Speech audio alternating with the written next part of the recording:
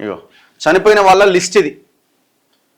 గిరిరావు తెలంగాణ, ఆంధ్ర బందోపాధ్యాయ్ తెలంగాణ, చందన తెలంగాణ మెదక్ జిల్లా అటపాపం, సంధ్యారాణి తెలంగాణ మెదక్ జిల్లా, అనూష యాదాద్రి జిల్లా, మేఘనాథ్ ఖమ్మం, గోళ్ళ రమేష్ ఆంధ్రప్రదేశ్ నెల్లూరు, గోళ్ళ అనూష, గోళ్ళ శశాంక్, గోళ్ళ మాన్విత. మొత్తం కుటుంబం చచ్చిపోయింది.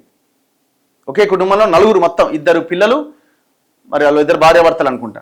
శ్రీనివాసరెడ్డి కొవ్వూరు, గన్నమనేని ధాత్రి ఆంధ్రప్రదేశ్ బాపట్ల, ప్రశాంత్ తమిళనాడు, ఇవన్ శంకర్ రాజు తమిళనాడు, ఫిలోమెన్ బేబీ కర్ణాటక, కిషోర్ కుమార్ కర్ణాటక, అమృత్ కుమార్ బీహార్, కె దీపక్ కుమార్ ఒడిషా, ఇంకొకరు గుర్తు తెలియని వ్యక్తి.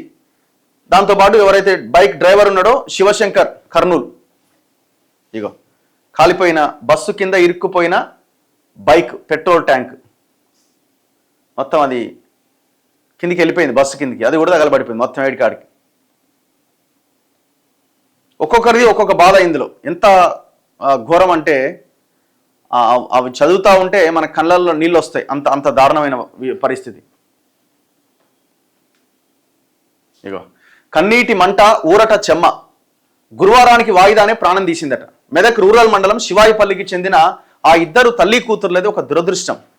ప్రయాణాన్ని వాయిదాలు వేస్తూ చివరికి మృత్యువును ఆహ్వానించుకున్నారేమో అనిపిస్తున్నది. ఐటీ ఉద్యోగి అయిన కుమార్తె చందనను బెంగళూరులో దిగబెట్టి తాను మస్కట్లో భర్త ఆనంద్ గౌడ్ వద్దకు వెళ్ళాలి అనేది తల్లి సంధ్యారాణి ప్రణాళిక. సెప్టెంబర్ 14వ తేదీన తన తండ్రి సంవత్సరికం కోసం సంధ్యారాణి మస్కట్ నుంచి స్వస్థలానికి వచ్చిందట. సెలవులు రావడంతో చందన కూడా తల్లి వద్దకు వచ్చిందట.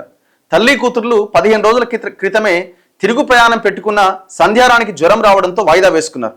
ఆ తర్వాత మెదక్లో శుభకార్యం ఉండడంతో ఆలస్యమైంది. చివరికి బుధవారం బెంగళూరు బస్ ఎక్కాలనుకున్న చివరి క్షణాల్లో వాయిదా వేసుకున్నారు. బుధవారం పోదాం అనుకున్నారు, మళ్ళీ వాయిదా వేసుకున్నారు. అన్ని వాయిదాలే. గురువారం వేమూరి కావేరీ ట్రావెల్స్ బస్ ఎక్కి ప్రమాదంలో 2 చనిపోయారు. ఎంత విషాదకరమైన వార్త ఇది, ఎంత దారుణం.